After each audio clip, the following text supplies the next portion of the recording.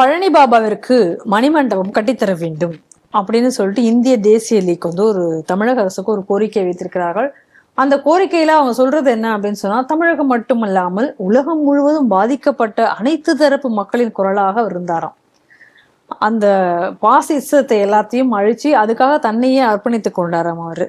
அதனால வந்து அவருக்கு வந்து அரசியல் சூழ்ச்சிகள் அதெல்லாம் வந்து அவர் உயிரை பழி வாங்கி விட்டது, அவர் வீரமரணம் அடைந்து விட்டார். அதனால அவருக்காக வந்து ஒரு மணிமண்டபம் கட்டித்தர வேண்டும் அப்படின்னு சொல்லிட்டு ஒரு கோரிக்கையை வைத்திருக்கிறார்கள்.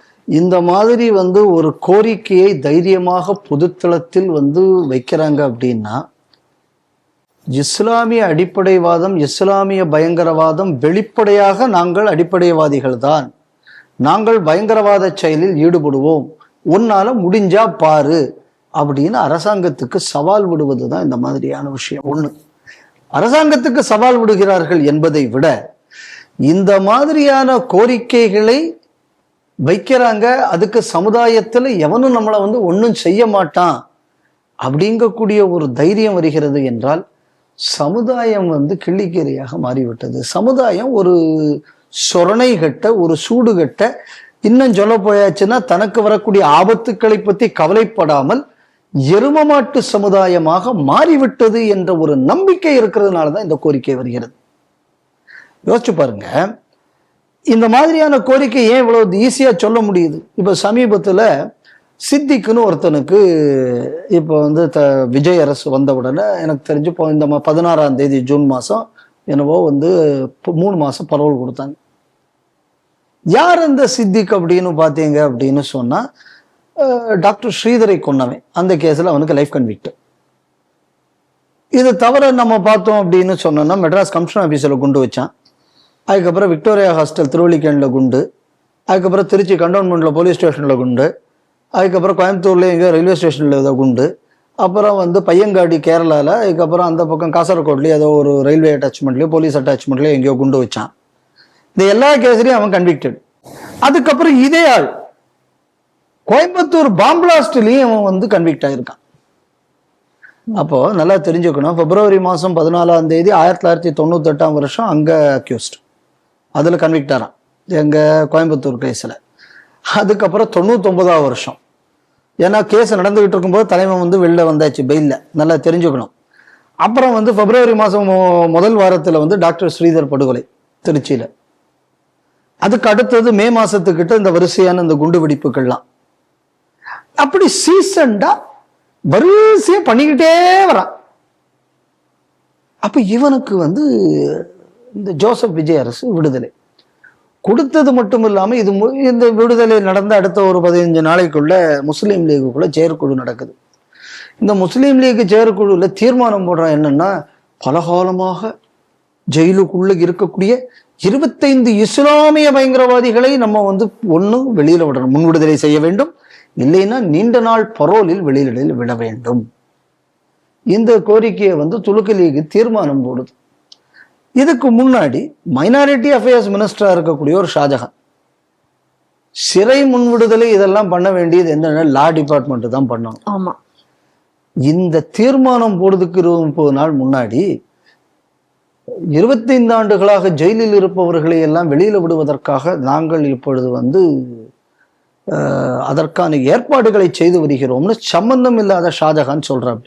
அப்படின்னா என்ன அர்த்தம்? துலுக்கனுக்கு ஒரு மெசேஜ், குண்டு வச்ச பயல்கள்லாம் நாங்க வெளியில விடுறதுக்காக வேண்டி நாங்க தயாராகிட்டு இருக்கோம். அப்ப துலுக்கன்னு டைரக்டா சொல்ல முடியாத, அதனால இவ்வளவு நாள் தீவிரவாதம், அதுல இருந்து 15-20 நாள்ல தீர்மானமே போடுறான் முஸ்லீம் லீக் துலுக்கன்னு வெளியில விடுன்னு.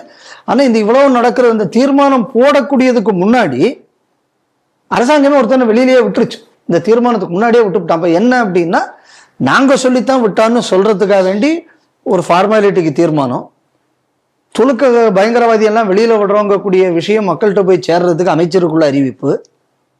ஆனா இங்க அம்பிட்டு பேரையும் வெளியில விட்டுக்கிட்டு இருக்காங்க ஒரு பக்கம் இந்த அரசாங்கத்துல. அப்ப நமக்குள்ள கேள்வி என்ன வருது அப்படின்னா, இந்த மாதிரி அதிதீவிர பயங்கரவாதிகளுக்கு எல்லாத்தையும் நீங்க விடுதலை கொடுப்பதை அரசு தனது கொள்கையாக கொண்டிருக்கிறதுன்னா, அவன் ஏன் வந்து இவனுக்கு வந்து நீங்க மணிமண்டபம் கட்டித்தான்னு கேட்க மாட்டான்? கண்டிப்பா. பாஷா 50 பேரும் 54 பேர் செத்து போனான், அதுக்கு முன்னாடி RSS ஆஃபீஸ் குண்டு வெடிப்புல அவனுக்கு சம்பந்தம் உண்டு. அது தவிர பல குண்டு வெடிப்புகள்ல அவனுக்கு சம்பந்தம் உண்டு. பல படுகொலை 1984 வீரத்துறவி ஐயா ராமகோபாலன் அவர்களை வெட்டுன கேஸில் அவன் தான் அக்யூஸ்டு. அவ்வளவும் அவனுக்குள்ள வரலாறு. இன்னும் சொல்ல போயாச்சுன்னா இந்த பாட்ஷாவை மாதிரி ஒரு அயோக்கியப்பே உலகத்திலேயே கிடையாது, அதனால தான் நான் அந்த அல்லும்மாவையே தடை செய்தேன் அப்படின்னு சொல்லி அதை தடை பண்ணது கருணாநிதிக்குள்ள திமுக அரசு. இது நடந்தது 98ல். 98 நடந்ததுக்கு அப்புறம் 2006 இதே கருணாநிதி ஆட்சிக்கு வந்த உடனே பரோல்ல முதல்ல பாட்ஷாவை வெளியில விட்டதும் இதே கருணாநிதி அரசு. அதுக்கப்புறம் பாட்ஷா செத்து போனதுக்கு அப்புறம் அவனுக்கு அந்த சவ ஊர்வலம் நடத்துறதுக்கு ஊர்ல வந்து அனுமதி கொடுத்ததும் திமுக அரசு. நீங்க இதனட இவனை அதிதீவிர பயங்கரவாதின்னு உள்ள தூக்கி போட்டிய, நீங்க இதனட அந்த அமைப்பையே தடை செய்தீங்க. அப்புறம் அவனுக்கு நீங்க என்ன மண்ணாங்கட்டி கிட்ட ஆதரவு தெரிவிச்சு நீங்க அவருக்கு அந்த ஊர்வலத்துக்கு பர்மிஷன் கொடுத்தீங்க. அதுல ஒரு வேடிக்கை என்னன்னா, அப்போ ஒரு பிரச்சனை எழுப்பப்பட்டது. நம்ம தான் இந்த விஷயத்தை கொஞ்சம் பெரிய அளவுல ஸ்ரீ டிவியில பண்ணோம். அதாவது இந்த பயங்கரவாத வழக்குகள்ல ஜவாஹிருல்லா, இந்த ஜைனுலாப்தீன் இவங்கெல்லாம் சம்பந்தப்பட்டவர்கள்னு சொல்லும் போது இல்ல அன்னைக்கு வந்து இந்த பயங்கரவாத செயல்கள்லாம் வந்த நேரத்துல இப்படி குண்டு வெடிக்க போகிறது என்று நாங்க தான் தகவலே கொடுத்தோம் அப்படின்னு அன்னைக்கு சொன்னது ஜவாஹிருல்லா. அதாவது நாங்க தான் போட்டு கொடுத்தோம் அப்படின்னு சொன்னது ஜவாஹிருல்லா தரப்பு பயங்கரவாதம் வந்த நேரத்துல. சரியா? பேட்டியெல்லாம் கூட வந்தது அந்த நேரத்துல. ஆனா அந்த தமிழ்நாடு முஸ்லிம் முன்னேற்ற கழகத்துக்குள்ள ஆம்புலன்ஸ்ல தான் இந்த பாஷா பாடியவே கொண்டு போனானுவ. ஆமா. அப்ப பயங்கரவாத செயல் ஒண்ணு நடக்கும் போது இல்ல எங்க நமக்கு அந்த பயங்கரவாதத்துக்கு சம்பந்தம் கிடையாது, நாங்கள்லாம் அந்த குண்டு வெடிப்புக்கெல்லாம் எதிரானவர்கள், பயங்கரவாதியவே நாங்க தான் பிடிச்சு கொடுத்தோங்கிறது. அதே நேரத்துல கொஞ்ச காலப்போக்கில் அந்த சம்பவங்கள் மறந்ததுக்கு அப்புறம் அந்த பயங்கரவாதிக்கு செய்யக்கூடியது அவ்வளவு. அதனாலதான் இன்னைக்கு ஜவஹர்லா மேல பாருங்க, அந்த கோயம்புத்தூர் கலவர நேரத்துல வெளிநாட்டுல இருந்து பணம் வாங்கின கேஸ்ல அந்த ஆளுக்கு இன்னைக்கு கன்விக்ட் அந்த கேஸ்ல. இதே மாதிரிதான் இன்னைக்கு இதுவும் ஒரு காலத்து பயங்கரவாதி. இன்னைக்கு நீங்க இந்த பயங்கரவாதியை குளோரிஃபை பண்ணி பெரிய ஆளாக போகிறீங்க. அப்போ இந்த துலுக்க சமுதாயம் யாரெல்லாம் அடையாளப்படுத்துகிறது? குண்டு வச்சவன அடையாளப்படுத்துறீங்க, காயிதே மில்லத்தை அடையாளப்படுத்துறீங்க. யாரு காயிதே மில்லத்து? பாகிஸ்தான் தனி நாடாக வேண்டும் என்பதற்காக மெட்ராஸ் மாகாணத்துல அப்ப இரட்டை வாக்குரிமை. அப்ப துலுக்கர்களுக்கு மொத்தம் 28 தனித்தொகுதிகள் மெட்ராஸ் மாகாணத்துல. இந்த 28 தொகுதிகளிலையும் பாகிஸ்தான் தனிநாடு வேண்டும் என்று கேட்ட முஸ்லீம் லீக் வெற்றி பெற்றது. இந்தியா ஒரு நாடாக இருக்க வேண்டும் என்று சொன்ன காங்கிரஸ் தோல்வி கண்டது. அப்ப பாளையங்கோட்டையிலிருந்து பஹ்ராம்பூர் வரை உள்ள எல்லா துலுக்க பயில்களும் 1946 இந்த ஒரு நாடாக இருக்க வேண்டும், நாம் இந்தியர்கள் அனைவரும் ஒன்று ஒத்துக்கல. அவ்வளவு பேரும் முஸ்லீம் லீக் ஓட்டு போட்டான். எதுக்கு ஓட்டு போட்டான்? துலுக்கன் தனி தேசிய இனம் என்ற அடையாளத்துக்கு தான் ஓட்டு போட்டான் 1946.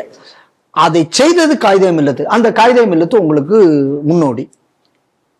இன்னைக்கு இந்திய தேசிய லீக் இப்ப வந்து இந்த பயங்கரவாதிக்கு இப்ப அடுத்த இவன் தான் முன்னோடி, இவனுக்கு தான் ஒண்ணு கட்டணும்ங்குது. சரி, இந்த கட்சிக்குள்ள தலைவர் யாரு?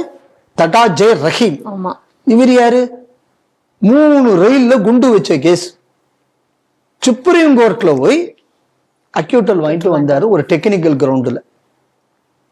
ஏன்னா அந்த வழக்குல அரசு ஒழுங்காக ஆர்கியூ பண்ணலேங்கக்கூடியது என்னோட அபிப்பிராயம்.